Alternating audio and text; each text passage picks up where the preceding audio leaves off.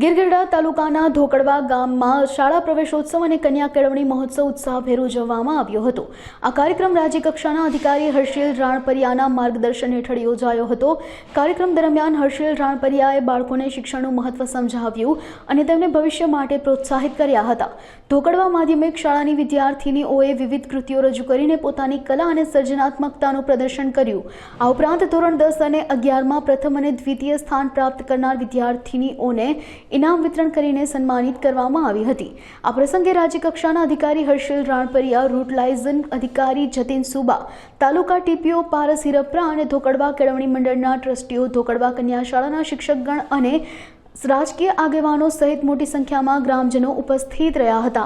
કોને કહેવા માંગુ છું, પહેલી વસ્તુ હું બાળકોને કહીશ કે એક જાણીને ખૂબ આનંદ થયો કે વિદ્યાર્થીનીઓ ખૂબ આગળ ભણે છે, વધારે ભણે છે અને જે વાત થઈ બેન પ્રથમ ક્રમાંક લઈ આવ્યા છે, 598 માર્ક લઈ આવ્યા છે, એ ખૂબ જ એક ગૌરવની વાત છે। આટલી કપરી પરિસ્થિતિમાં લઈ આવ્યા એનો મતલબ કે કોઈ પણ વિદ્યાર્થીની મહેનત કરીને એક માર્ક લઈ આવી શકે છે। વિદ્યાર્થીઓ માટે હું ખાસ કહેવા માંગુ છું કે મેં 2-3 જગ્યાએ જોયું છે, સાંભળ્યું છે કે બધા વંડીઓ ઠેકી જાય છે, સાયકલ લઈને રખડે છે, પણ હું એક વસ્તુ ખાસ એ લોકોને કહેવા માંગીશ કે આજનો સમય એવો છે કે શિક્ષકો ભણાવશે એ તો અગત્યનું જ છે, પણ એ હવે કોઈ લિમિટેશન નથી રહી। આજના સમયમાં કોઈ શિક્ષક ના ભણાવે તોય મોબાઈલમાં ઇન્ટરનેટ મારફતે બધું જ ઉપલબ્ધ છે। તમારે નક્કી કરવાનું છે કે તમારે મોબાઈલમાં રીલ જોવી છે કે યુટ્યુબના કોઈ એજ્યુકેશનના શિક્ષણના વિડીયો જોવા છે।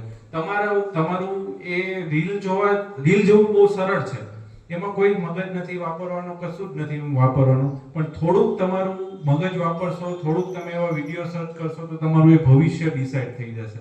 એટલે મોબાઈલ જરૂરી છે, આજના સમયની ડિમાન્ડ છે, ઇન્ટરનેટ જરૂરી છે, પણ તમે એનો કેવો ઉપયોગ કરો છો એ બહુ ઇમ્પોર્ટન્ટ છે। હું મારી જ વાત કરું તો હું આજથી 5 વર્ષ પહેલા હું સરકારી સેવામાં હું જોડાઈ ગયો છું। હું જ્યારે જોડાણો હતો ત્યારે આટલું ઓનલાઈન સાહિત્ય વિડીયોઝ ઉપલબ્ધ નહોતા। મેં મોટા ભાગની તૈયારી કોઈ એક ક્લાસરૂમમાં કે એમાં જઈને અમે કરેલી છે, પણ અત્યારે હું જોઉં છું કે આજના સમયમાં જે છે એ એવી કોઈ લિમિટેશન નથી રહી, કારણ કે ઓનલાઈન બધું જ ઉપલબ્ધ છે। જે સારામાં સારા વિડીયોઝ કે સારામાં સારા શિક્ષકો એનું તમને ફ્રીમાં ઓનલાઈન ઉપલબ્ધ છે, તો બહુ ઓછી કિંમતમાં એ તમને ઉપલબ્ધ છે। અને જે રીતનું સરકાર જે વિડીયોઝ મૂકે છે ઓનલાઈન આપણે બધું, એટલે એ ટોપ ક્વોલિટી એજ્યુકેશન જે છે એ તમને ઘરે બેઠા મળી જાય છે, એ બહુ મોટી અચીવમેન્ટ છે। હું વિચાર કરું તો મને એ વસ્તુ નહોતી મળી, તેમ છતાં બી હું અહીંયા પહોંચી શક્યો, તો તમે લોકો તો ડેફિનેટલી એ જગ્યાએ પહોંચી જ શકો છો। એટલે તમે ડિસાઈડ કરજો કે તમારે મોબાઈલમાં રીલ જોવી છે કે વિડીયોઝ જોવા છે કે તમારે ભણવા માટે તેનો ઉપયોગ કરો છો, એ બધી વસ્તુ તમારા હાથમાં જ છે।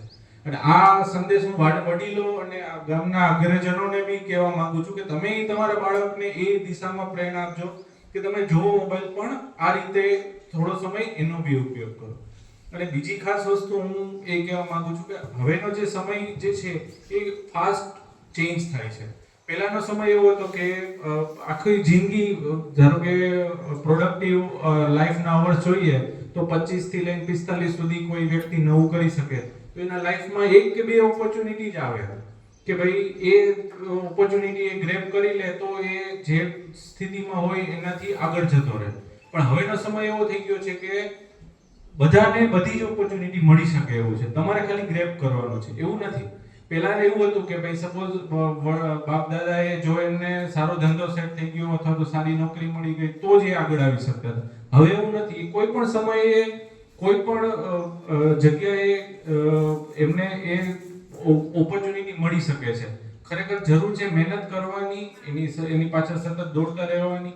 જે લોકો આ દિશામાં આગળ વધે છે એમને લાઈફમાં ઓપોર્ચ્યુનિટી મળી જ જાય છે અને તરત જ મળી જાય છે એમ।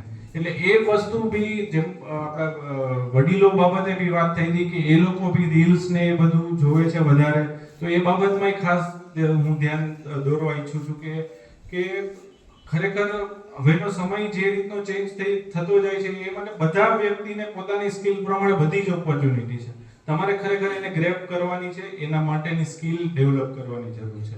એટલે આ બે વસ્તુ હું ખાસ કહેવા માંગુ છું। Thank you. नारी है जग को जीवन देने वाली मौत भी तुझसे हारी है। અહીં ઉપસ્થિત મુખ્ય મહેમાનો શ્રી સાથે આવેલા અધિકારીઓ, મંડળના સદસ્યો, આચાર્યો, શિક્ષકગણ તથા મારા વાલા ભાઈઓ બહેનો, ગુજ્જર ધવનીના તમને વંદન। કોઈ પણ દેશની પ્રગતિનો આધાર તેની સારી કેળવણી હોય છે। ભારતની સંસ્કૃતિની કેળવણીનું અનમોલ રત્ન હોય તો તે એક સ્ત્રી છે, પરંતુ સમાજમાં ઘણા લોકો એમ કહે છે કે સ્ત્રીની બુદ્ધિ તેની પગની પાનીમાં રહેલી હોય છે। દરેક ક્ષેત્રમાં સ્ત્રીનું યોગદાન ખૂબ મહત્વનું છે। સ્ત્રી દરેક ક્ષેત્રમાં આગળ વધી રહી છે, જેમ કે પાયલોટ, એન્જિનિયર, પોલીસ, ડોક્ટર, હમણાં ઓપરેશન સિંદૂરમાં પણ પાયલોટ તરીકે એક સ્ત્રી જ હતી। એવું નથી કે સ્ત્રી એક ઘરકામ જ કરી શકે, સ્ત્રી દરેક કામમાં આગળ વધી શકે છે। સ્ત્રીઓના ઉદ્ધાર માટે કન્યા કેળવણી ખૂબ જ મહત્વની છે। સમાજમાં પણ વહેમ અંધશ્રદ્ધાઓથી મુક્ત થવા માટે કેળવણી વધારે મહત્વની છે। સૃષ્ટિનું એક પણ એવું ક્ષેત્ર નહીં હોય કે જ્યાં સ્ત્રીએ પગ ન મૂક્યો હોય। ચંદ્રયાન 3માં પણ પુરુષો કરતા સ્ત્રીનો ફાળો ખૂબ વધારે છે। પુરુષોને શરમાવે એવું સિદ્ધિનું સોપાન એટલે સ્ત્રી। સરકાર પણ કન્યા કેળવણી માટે ખૂબ જ તે પ્રયત્નો કરી રહી છે। અલગ અલગ યોજનાઓ બહાર પાડી રહી છે, જેમ કે નમો લક્ષ્મી યોજનામાં 50,000 શિષ્યવૃત્તિ મળી રહી છે। ધોરણ 9ની બાળાઓને સરસ્વતી યોજનામાં એક સાયકલ આપે છે અને દરેક બાળકોને વર્ષમાં 4 થી 5,000 શિષ્યવૃત્તિ આપે છે। એટલે કન્યા કેળવણીનું મહત્વ પણ ખૂબ જ મહત્વનું છે।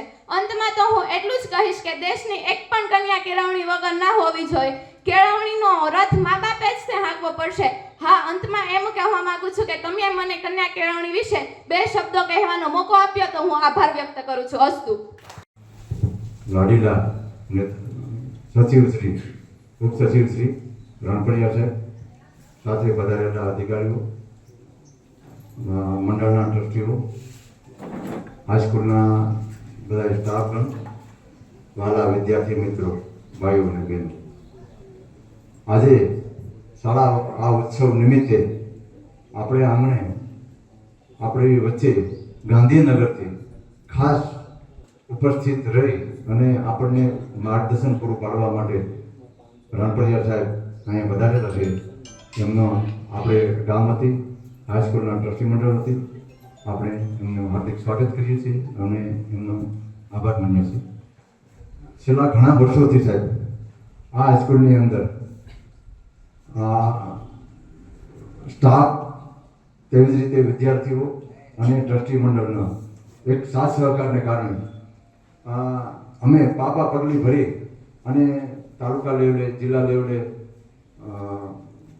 ખાસ કરીને વિજ્ઞાન મેળા, સાયન્સ મેળા અને વિદ્યાર્થીઓના અભ્યાસમાં ખૂબ સારું પરિણામ ગામના સાથ સહકારને કારણે મેળવી રહ્યા છીએ અને અમને સરકાર તરફથી પણ સારો સહકાર મળેલો છે।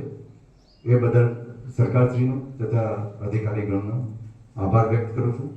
સાથે સાથે અહીંના બધા શિક્ષકો પણ, જેને કહેવાય ને કે ભાઈ આમ પોતાનું અંગત આમ એક હોમ હોય એવી રીતે, હું તો નોકરી કરતો હતો સાહેબ, જે આરએફઓ, સબ ડીએફઓ અને છેલ્લે ડીએફઓ તરીકે મને આ ટ્રસ્ટી મંડળ તરફથી, જેને કહેવાય ને કે આમાં ટ્રસ્ટી મંડળ તરીકે મને સામેલ કર્યો। એ કરતાં આમ જ્યારે હું સાહેબ આ ટ્રસ્ટીમાં નહોતો ત્યારે પણ આપણે ક્લાસની વધારાની પેલી હોય કે પછી સ્ટાફની વધારાની ગણતરી હોય ત્યારે ડાયરેક્ટ રજૂઆત સરકારશ્રીમાં કરવાથી અમારું કામ દરેક વખતે એકદમ સરળ રીતે, અને જ્યારે કોઈ પણ વસ્તુની માંગણી કરીએ ત્યારે એની સાથે અમને ખૂબ સહકાર મળેલો છે અત્યાર સુધી। અને હજી અમારી આ સંસ્થાની પાસે કમ્પાઉન્ડ, ગ્રાઉન્ડ અમારી એક જ અટાણે રજૂઆત છે અને ડાયાભાઈ પણ અમારા, એમના મિસિસ જિલ્લા સદસ્ય, જિલ્લા પંચાયતના પ્રમુખ હતા, અત્યારે પોતે પણ કારોબારીના ચેરમેન પણ છે અને સરકારશ્રીમાં અવારનવાર રજૂઆત કરી અને અમારી હાઈસ્કૂલનું બિલ્ડિંગ વહેલામાં વહેલા બને એના માટેની એક અમારી રજૂઆત ઘણા સમયથી છે। તો આપ શ્રી અમારા વતી સરકારશ્રીમાં ઓલું કરી અને સર એક અમારી રિક્વેસ્ટ છે। આ 1982થી સાહેબ સંસ્થા ચાલે છે। શરૂઆતમાં અમે પ્રાઇમરી સ્કૂલમાં બેસતા હતા, ભાડાના મકાનમાં પણ બેસતા હતા અને પછી આ સંસ્થા ગામના, જેને કહેવાય ને ટ્રસ્ટીઓએ એક ટીપે ટીપે સરોવર ભરીને પોતાનો ટાઈમ, ટિફિન અને ટિકિટ સાહેબ એક પણ પૈસાનો પડો કર્યા વગર, અને અમારા ટ્રસ્ટીઓ તો કેટલાય, જેને કહેવાય ને અમારા ભાણજી બાપા અને ભાણજી બાપાના દીકરા સામતભાઈ, પછી અમારા ભીખાભાઈ, અમારે અહીંના જેટલા આગેવાનો બધા હતા સર, એમનો ખાસ ખૂબ સાથ સહકાર હતો સર। અત્યારે પણ અમારી ટીમ એકદમ ટીમ વર્કની જેમ કામ કરે છે અને સારું પરિણામ લાવવા માટે અમે હંમેશના માટે પ્રયત્ન કરીશું. Thank you. પ્રસ્તુત.